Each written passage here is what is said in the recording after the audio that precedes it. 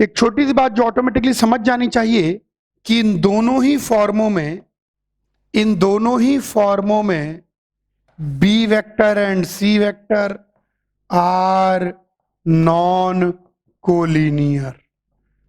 ध्यान रखना, क्योंकि अगर बी और सी कोलिनियर हो जाएंगे तो बी क्रॉस सी 0 हो जाएगा और नॉर्मल वेक्टर मिलेगा ही नहीं।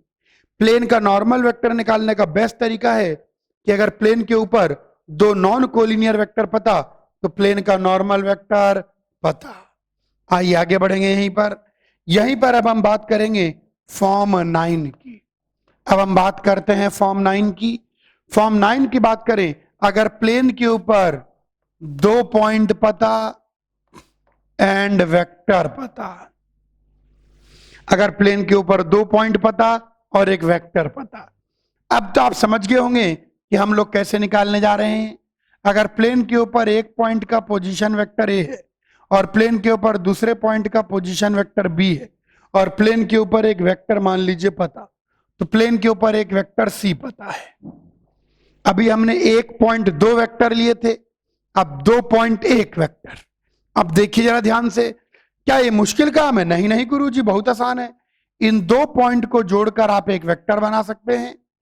तो प्लेन का नॉर्मल वेक्टर बड़े आराम से निकल के आ जाएगा, A vector minus B vector cross C vector. अगर प्लेन पर दो पॉइंट पता तो उनको जोड़ के वेक्टर बन जाएगा। अब नॉर्मल वेक्टर पता हो गया तो प्लेन की इक्वेशन लिखना हमारे लिए बहुत बड़ी बात नहीं है। थॉट प्रोसेस को बनाए रखें।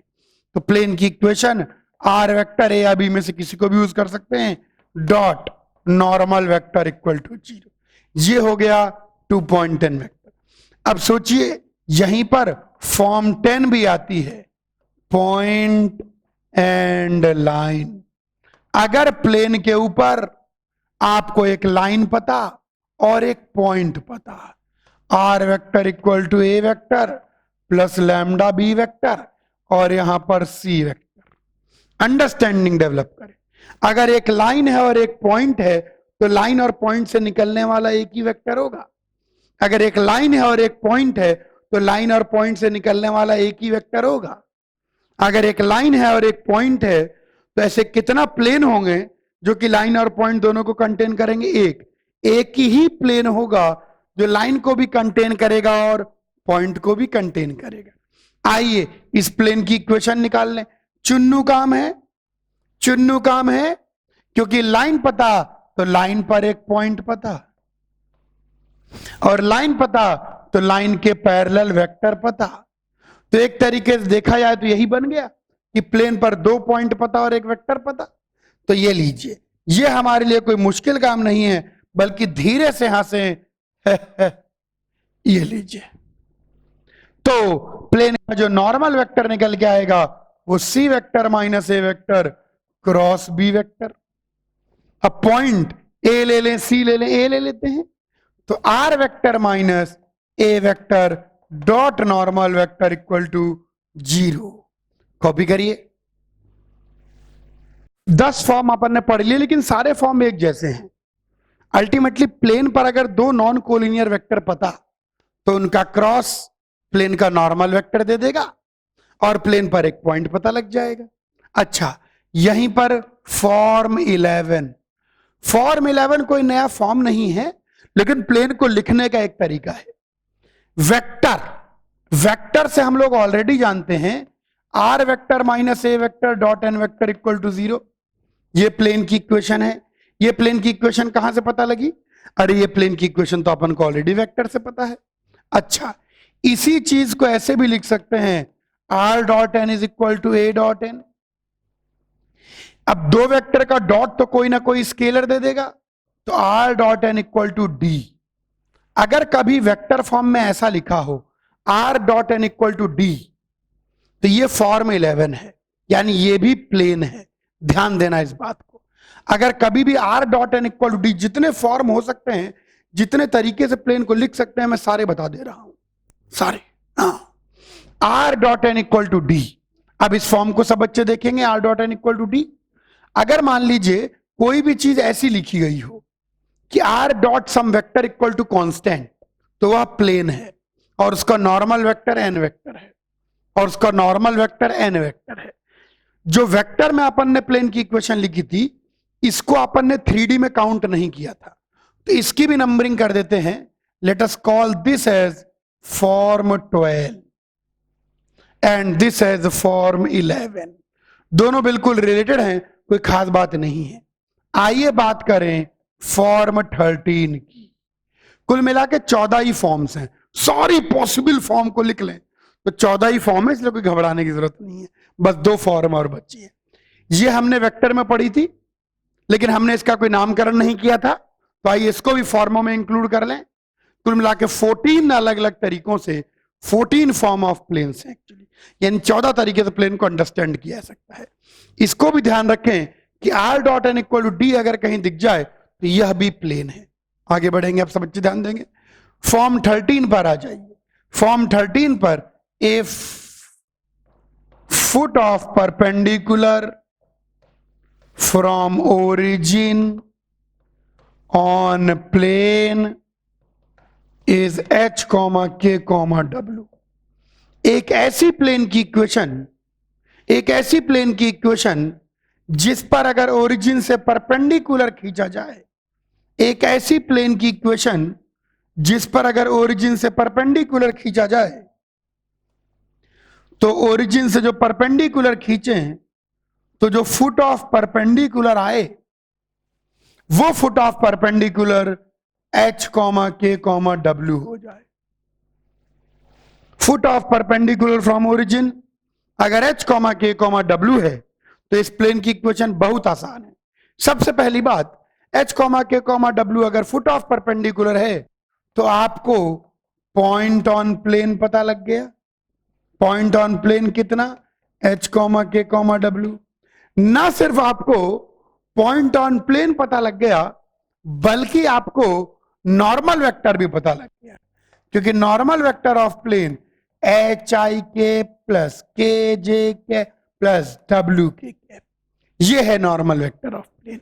HIK plus KJK plus WK, ये नॉर्मल वेक्टर ऑफ प्लेन है, क्योंकि यही तो प्लेन के परपेंडिकुलर है। OP वेक्टर, अगर इस पॉइंट को P कह दें तो P प्लेन के ऊपर पॉइंट भी है और OP वेक्टर ही प्लेन का नॉर्मल वेक्टर भी है। अब याद करो फॉर्म 2 को। क्या पढ़ाया था फॉर्म 2 में?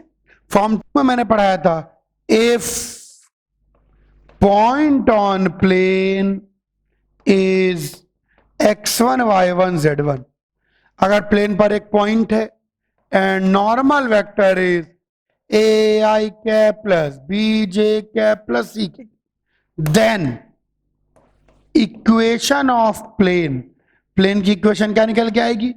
A into x minus x1, B into y minus y1, C into z minus z1 equal to 0। तो भाई साहब इस केस में प्लेन की equation h into x minus h plus k into y minus k plus w into z minus w, यानी plane की equation आ गई hx plus ky plus wz is equal to h square plus k square plus w square. ये लीजिए 13 form, copy करिए, बस एक last form बची है, कॉपी कर लीजिए। सारे फॉर्मों को काउंट करते हुए हम लोग फॉर्म 13 तक पहुंच चुके हैं। इनके अगर अपन लिस्ट बना लेंगे तो इनके अलावा प्लेन को लिखने का कोई तरीका नहीं है। आखिरी फॉर्म 14, आइए आखिरी फॉर्म 14 को देखें।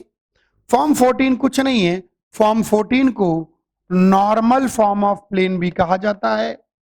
Normal form of plane, normal form of plane का मतलब है, मैं बताता हूं इसका क्या मतलब है, और बड़ा ही बर्बाद सा फॉर्म है और कैसे लिखते हैं इसकी इक्वेशन। सुनिए ध्यान से।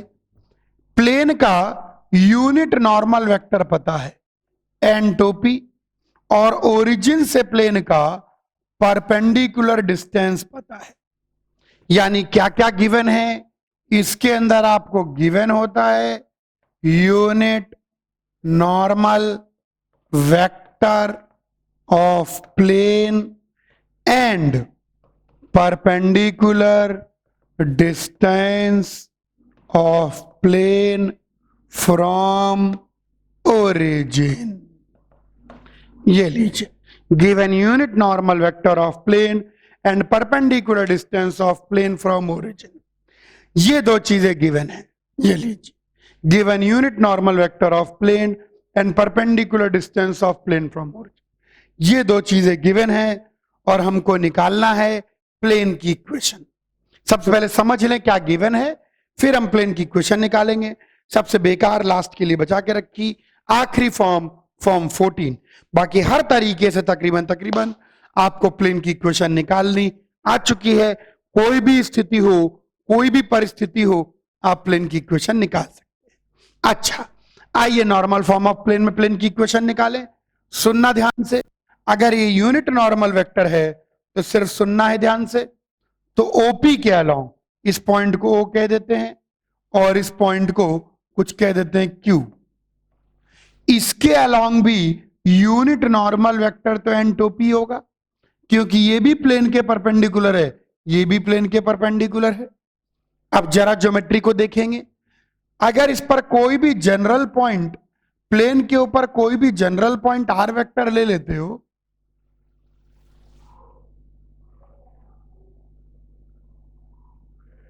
अगर प्लेन के ऊपर कोई भी जनरल पॉइंट आर वेक्टर ले लेते हो, यानी इस पॉइंट को आर कह देते हो, तो मैं बोलूंगा projection of o r on unit normal vector, ये हमेशा पी निकल के आएगा, क्योंकि ओ आर का जो प्रोजेक्शन आएगा वो हमेशा पी निकल के आएगा यूनिट नॉर्मल वेक्टर पे। तो ओ आर का प्रोजेक्शन कितना, r vector minus origin dot n to p, p के बराबर, यानी r dot n to p equal to p. ये मिल गई प्लेन की इक्वेशन। अगर प्लेन का यूनिट नॉर्मल वेक्टर पता, प्लेन की ओरिजिन से परपेंडिकुलर डिस्टेंस पता, तो प्लेन की इक्वेशन हो गई r dot n to p equal to p. यहां पर मैं हिदायत देना चाहूंगा, यहां पर मैं समझाना चाहूंगा, जैसे r dot N vector equal to D, तो डी यहां ओरिजिन से परपेंडिकुलर डिस्टेंस नहीं है प्लेन की, क्योंकि यहां n vector unit normal vector नहीं है। ध्यान दीजिएगा, r dot n to p equal to जब लिखते हैं, जब r dot n to p लिखते हैं तो ये पी देता है ओरिजिन से परपेंडिकुलर डिस्टेंस, तो ये पी देता है ओरिजिन से परपेंडिकुलर डिस्टेंस। ध्यान दीजिएगा, यहां r dot n to p है और यहां आर डॉट एन वेक्टर है। R dot N vector equal to d एक प्लेन है जिसका नॉर्मल वेक्टर एन वेक्टर जरूर है, लेकिन ओरिजिन से परपेंडिकुलर डिस्टेंस डी नहीं है। जबकि r dot n to p equal to p एक ऐसा प्लेन है जिसका unit normal vector n to p है और ओरिजिन से परपेंडिकुलर डिस्टेंस पी है। ये हो गई टोटल मिला के सारी 14 फॉर्म्स ऑफ प्लेन। कॉपी करिए। अब देखिए, हमने प्लेन की सारी पॉसिबल इक्वेशन को एक्सप्लोर कर लिया। प्लेन लिखने के 14 अलग अलग तरीके हैं। वेक्टर के अंदर जो तरीका लिया था उसको भी काउंट कर लिया, तो टोटल तरीके आ गए। प्लेन की इक्वेशन लिखने के लिए दो ही चीजें चाहिए, प्लेन पर एक पॉइंट और प्लेन का नॉर्मल वेक्टर। प्लेन पर पॉइंट पता, प्लेन का नॉर्मल वेक्टर पता, प्लेन की इक्वेशन पता। और प्लेन का नॉर्मल वेक्टर निकालने का तरीका भी हमारा सेट है, प्लेन पर दो नॉन कोलिनियर वेक्टर का क्रॉस प्लेन का नॉर्मल वेक्टर देगा। और लाइन की तो खैर दो ही फॉर्म होती हैं, symmetrical form, unsymmetrical form. Unsymmetrical form को भी हम सिमेट्रिकल फॉर्म में कन्वर्ट करना जानते हैं, क्योंकि अल्टीमेटली जो चीज हमारी हेल्प करेगी वो सिमेट्रिकल फॉर्म ही है। एक ज्योमेट्रिकल गजब का क्वेश्चन हमने किया और बहुत कुछ डिस्कवर किया। अब ज्योमेट्री को आगे बढ़ाएंगे। अब ज्योमेट्री 2 में सबसे पहले हम डिस्कस करेंगे पॉइंट एंड प्लेन। ये ज्योमेट्रीज जो मैं बता दे रहा हूं, इस पर अब अपन क्वेश्चन करेंगे। अब तो ज्योमेट्री पढ़नी है, सवाल करने हैं। क्यों? क्योंकि 3D में तीन ही चीजें पढ़नी होती हैं, पॉइंट, लाइन एंड प्लेन। अब तो पॉइंट, लाइन और प्लेन को ले लेकर कैसे कैसे इक्वेशन बन सकती है वो पढ़ना है अपन को। ओके, अब सब बच्चे देखेंगे पॉइंट एंड प्लेन। मान लीजिए एक पॉइंट पता है x1 y1 z1 और एक प्लेन पता है। ax plus by plus cz plus d।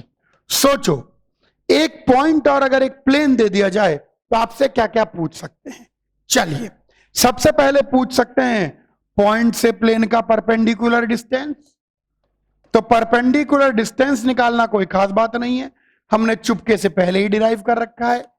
ax1 plus by1 plus cz1 plus d upon root of a square b square c square. दूसरा पूछ सकते हैं equation of altitude. Equation of altitude, altitude क्या है? Altitude एक line है जो कि x1 y1 z1 से निकलती है और नॉर्मल वेक्टर के पैरेलल है। क्या है normal vector? ai cap plus bj cap plus ck cap. तो ऑल्टीट्यूड क्या है? एक लाइन ही तो है जो x1 y1 z1 से निकलती है और इस नॉर्मल वेक्टर के पैरेलल है। तो इक्वेशन ऑफ ऑल्टीट्यूड खट से लिख दीजिए। लाइन पर पॉइंट भी पता, लाइन के पैरेलल वेक्टर भी पता, x minus x1 upon a is equal to y minus y1 upon b is equal to z minus z1 upon c। ये लीजिए, बोलने की जरूरत नहीं, लेकिन बोलूंगा कि इसको इक्वल टू लैम्डा लिखें तो हम लिख सकते हैं कि any point on altitude can be taken as x1 plus a lambda, y1 plus b lambda, z1 plus c lambda. कैसे निकाला हमने पॉइंट? ये पॉइंट हमने निकाला इसको इक्वल टू लैम्डा मान के, तो a lambda, b lambda, c lambda. Next आपसे पूछा जा सकता है, इसको p कह दीजिए, तो फुट ऑफ ऑल्टीट्यूड या फुट ऑफ परपेंडिकुलर। कैसे निकलेगा foot of perpendicular? Foot of perpendicular रटा हुआ होना चाहिए। ये सारे रिजल्ट अगर याद होंगे तो बहुत तेज होगी ज्योमेट्री। नॉलेज जितनी वास्ट होगी, स्पीड उतनी ही फास्ट होगी, और नॉलेज कम होगी तो हर समय चीजों को डिराइव करोगे और बियॉन्ड आईआईटी मतलब। आइए, फुट ऑफ परपेंडिकुलर क्या है? अब फुट ऑफ परपेंडिकुलर निकालना बहुत ही आसान है, मैं आपको बताता हूं। लाइन देखिए, फुट ऑफ परपेंडिकुलर क्या है? फुट ऑफ परपेंडिकुलर होगा intersection point of altitude and plane. Altitude और प्लेन का इंटरसेक्शन पॉइंट, जो ऑल्टीट्यूड और प्लेन का इंटरसेक्शन पॉइंट है वही फुट ऑफ परपेंडिकुलर है। जो ऑल्टीट्यूड और प्लेन का इंटरसेक्शन पॉइंट है वही फुट ऑफ परपेंडिकुलर है। अब ऑल्टीट्यूड एक लाइन है और प्लेन तो खैर प्लेन है। लाइन और प्लेन का इंटरसेक्शन पॉइंट कैसे निकालते हैं? सेट है मेथड। लाइन का हर सवाल पॉइंट से ही होता है। सुनो, लैम्डा की अलग अलग वैल्यू लेने पर अलग अलग पॉइंट मिलेंगे, तो कोई ना कोई लैम्डा की वैल्यू होगी जिसके लिए ये पॉइंट प्लेन के ऊपर लाई करेगा। भाई ये क्या है? ये पॉइंट ऑन ऑल्टीट्यूड है। लैम्डा की अलग अलग अलग अलग वैल्यू लेने पर ये अलग अलग वैल्यू देगा, और ये सारी अलग अलग वैल्यू क्या है? पॉइंट ऑन लाइन ही है, पॉइंट ऑन ऑल्टीट्यूड ही है। तो लैम्डा की कोई ना कोई ऐसी वैल्यू होगी जिसके लिए ये फुट ऑफ परपेंडिकुलर बनेगा, और जब ये फुट ऑफ परपेंडिकुलर बनेगा तो ये प्लेन की इक्वेशन को सेटिस्फाई करेगा। रख दो प्लेन की equation, a into x1 plus a lambda plus b into y1 plus b lambda plus c into z1 plus c lambda plus d equal to 0। बिल्कुल रटा हुआ होना चाहिए। लैम्डा की वैल्यू निकल के आएगी माइनस टाइम्स, सॉरी, लैम्डा की वैल्यू बिल्कुल याद होनी चाहिए। लैम्डा की वैल्यू निकल के आएगी ax1 plus by1 plus cz plus d upon a square b square c। ये याद कर लो कि इस लैम्डा पर फुट ऑफ परपेंडिकुलर मिलता है, तो आप यू करके निकाल लेंगे foot of perpendicular. Let us call this as lambda f. Let us call this lambda f. Lambda f का मतलब वो लैम्डा जिस पर हमको फुट ऑफ परपेंडिकुलर मिलता है। अच्छा, याद रखना भी बड़ा आसान है। Minus times ax1 plus by1 plus cz1 plus d upon a square plus b square plus c square. Foot of perpendicular निकालने इच्छा है तो अनंत है। मिरर इमेज, मिरर इमेज देखिए, मिरर इमेज कैसे निकालते हैं। अगर मिरर इमेज के कोऑर्डिनेट्स को xm ym zm कह दें और फुट ऑफ परपेंडिकुलर के कोऑर्डिनेट्स को xf yf zf कह दें, तो रटा हुआ होना चाहिए कि फुट ऑफ परपेंडिकुलर के कोऑर्डिनेट्स xf की वैल्यू और कुछ नहीं होती x1 plus a lambda f, yf की value y1 plus b lambda f और zf की value z1 plus c lambda f। और लैम्डा f हमारा विशेष lambda for foot of perpendicular है। अब आपको यह पता, तो मिरर इमेज निकालना कोई बड़ी बात नहीं है, तो थोड़ी सी जगह क्रिएट कर सकते हैं क्या इसको सरका के, हाँ इधर हो गई। तो मिरर इमेज यानी परपेंडिकुलर डिस्टेंस निकाल लिया, ऑल्टीट्यूड की इक्वेशन निकाल ली, फुट ऑफ परपेंडिकुलर निकाल लिया। मिरर इमेज को देखो मैं बताता हूं, चौथा मिरर इमेज, और कोई पांचवा सवाल बन ही नहीं सकता। अगर एक पॉइंट और एक प्लेन है तो यही पूछ सकते हैं, परपेंडिकुलर डिस्टेंस बता दो, ऑल्टीट्यूड बता दो, फुट ऑफ परपेंडिकुलर बता दो, मिरर इमेज बता दो। और फुट ऑफ परपेंडिकुलर और मिरर इमेज हम चुटकी बजाने से भी पहले निकाल सकते हैं, अगर आपको लैम्डा एफ याद हो। अब मिरर इमेज को जरा सुनना। मिरर इमेज की बात करें तो x1 प्लस xm बाई 2 ये xf होना चाहिए। xf का मतलब ये x1 plus a lambda f होना चाहिए।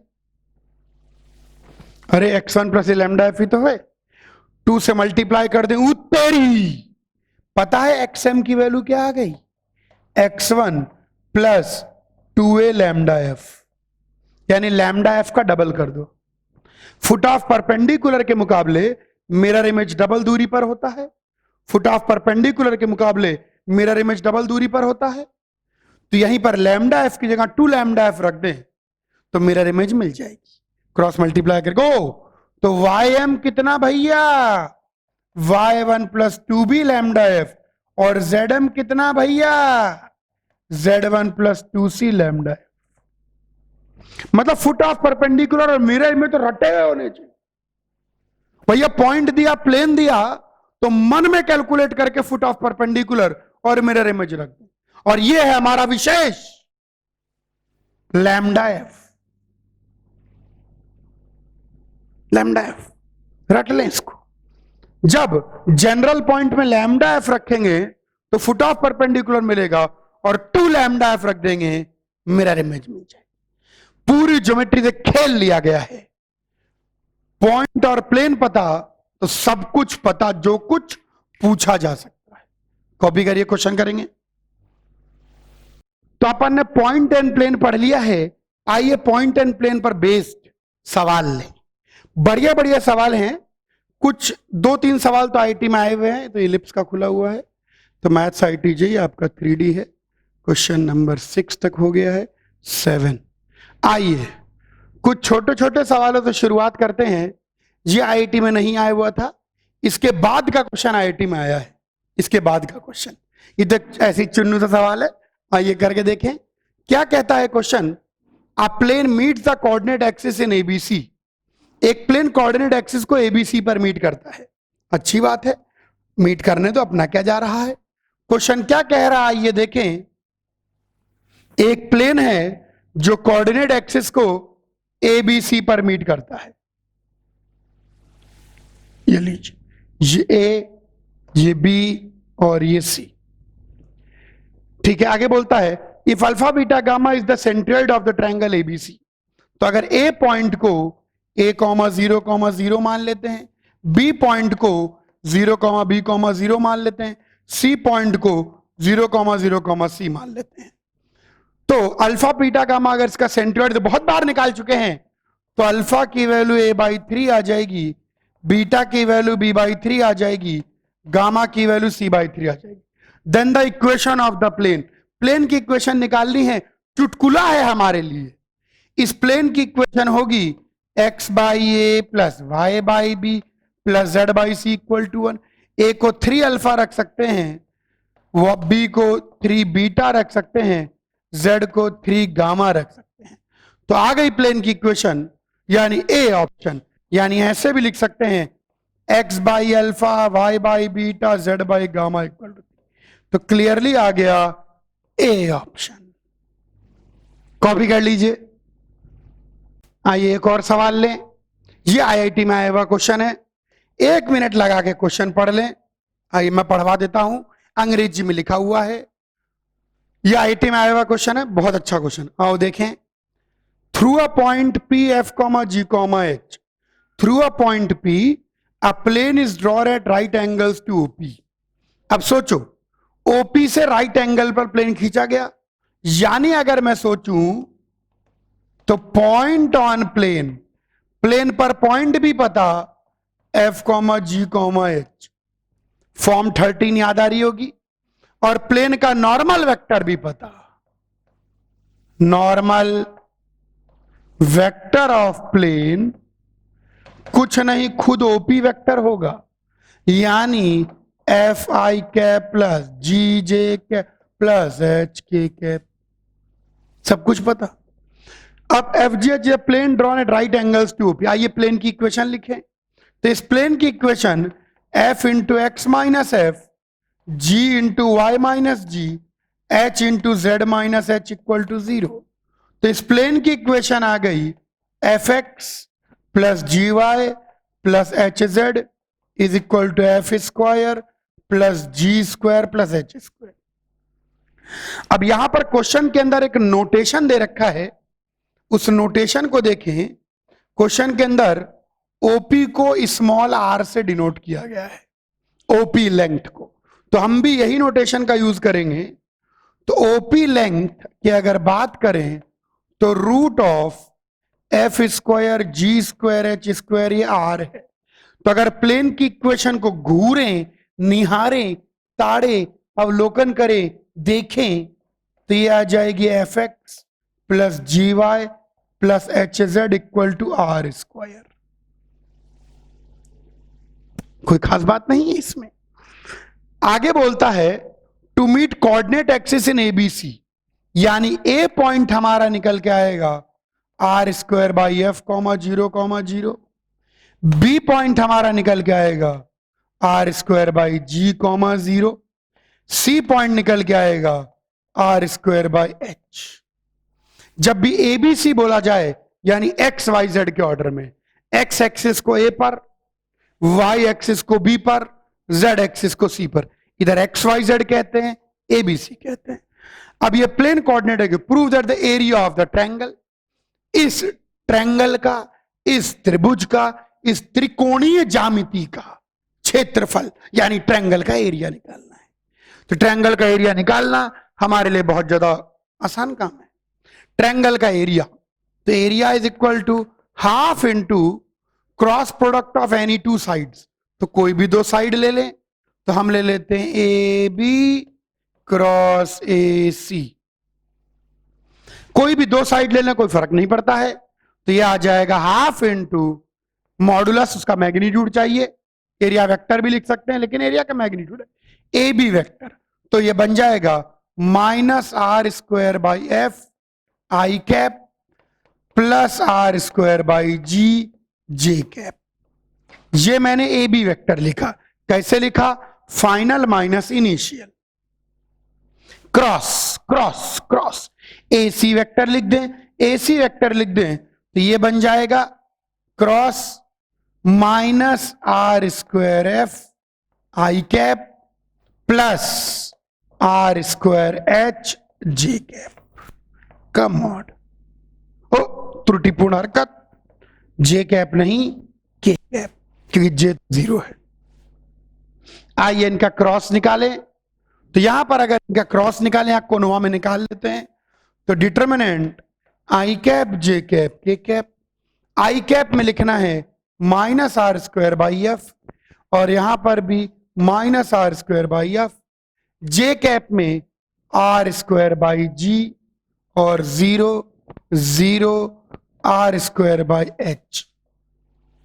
आइए इसको एक्सपेंड करें, देखिए कितना निकल के आता है, तो i cap into this minus this into this, r की power 4 by g h minus j cap into this minus this into this, तो माइनस आर की power 4 f h plus k cap into this minus this into this, तो plus r की power 4 g F.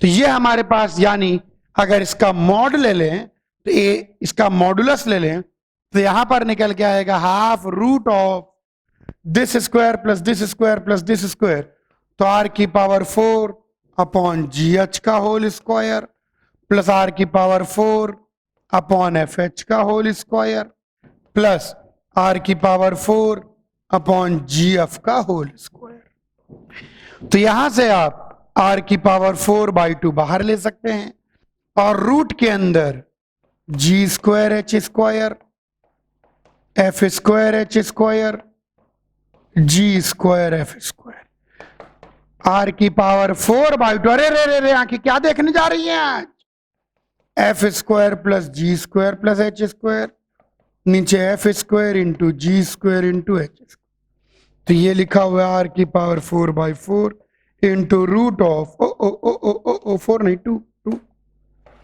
Are square upon f square g square h square, तो r की power 5 upon 2f g H.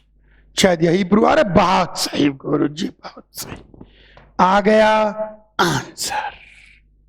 आराम से करना है, copy करिए। आइए एक और सवाल देखिए। यस, एक और सवाल सिंपल, ये मेंस में आया था, इसके ये दोनों, अब जो दोनों ले रहा हूं मेंस के सवाल है। A variable plane passes through a fixed point 1, 2, 3। एक वेरिएबल प्लेन है फिक्स पॉइंट 1, 2, 3 से पास होता है, तो हमको पॉइंट ऑन प्लेन पता लग गया, पॉइंट ऑन प्लेन 1, 2, 3 है। आगे बोलता है locus of foot of perpendicular from origin, form 13 याद आता हुआ, let foot of perpendicular b, let foot of perpendicular from origin b h comma k comma डब्ल्यू, ओरिजिन से foot of perpendicular h comma k comma डब्ल्यू अगर है तो भाई साहब इक्वेशन ऑफ प्लेन पता। अरे क्या होगी equation of plane, H X plus K Y plus W Z is equal to H square plus के स्क्वायर प्लस डब्ल्यू स्क्वायर। अब ये प्लेन कहां से पास करता है, 1, 2, 3 से, पुट कर दीजिए 1, 2, 3, तो h plus 2k plus 3w is equal to H square plus के square plus W square. h को x से रिप्लेस कर देंगे, k को y से, w को z से, और मिल गया locus, x square plus y square plus z square minus x minus 2y minus 3z equal to 0। तो x square plus y square plus z square, Agra, tick करने में देरी ना करें, आगरा। कॉपी करिए बच्चों।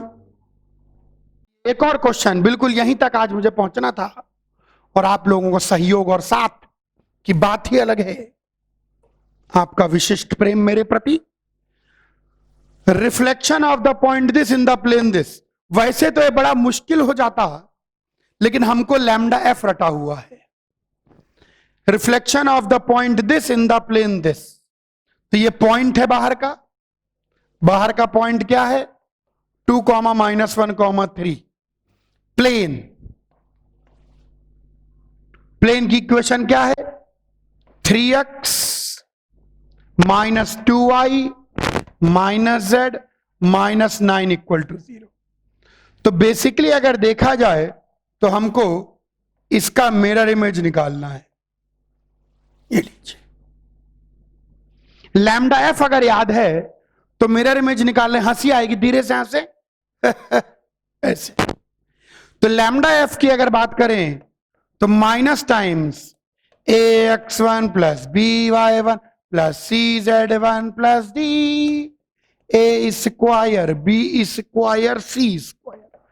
तो minus times a x one 3 into 2 6 -2 into -1 2 -1 into 3 -3 -9 upon 3 का स्क्वायर 9 प्लस 4 प्लस 1।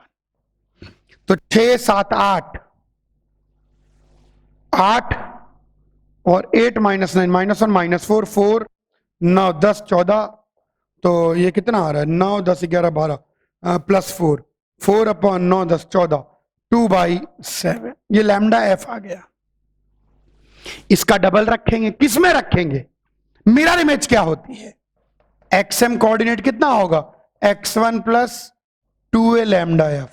x1 कितना 2 और a कितना 3, तो 2 इंटू 3 इंटू लैम्डा एफ कितना 2/7।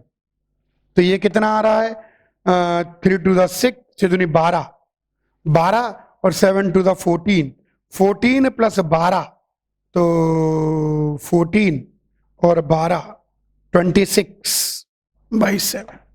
देखें एक्स कोऑर्डिनेट कहीं मैच कर रहा है क्या? इसमें भी 26/7, इसमें भी धोखा हो रहा है हमारे साथ। तो y मिरर इमेज निकालना पड़ेगा। y1 plus 2b lambda F.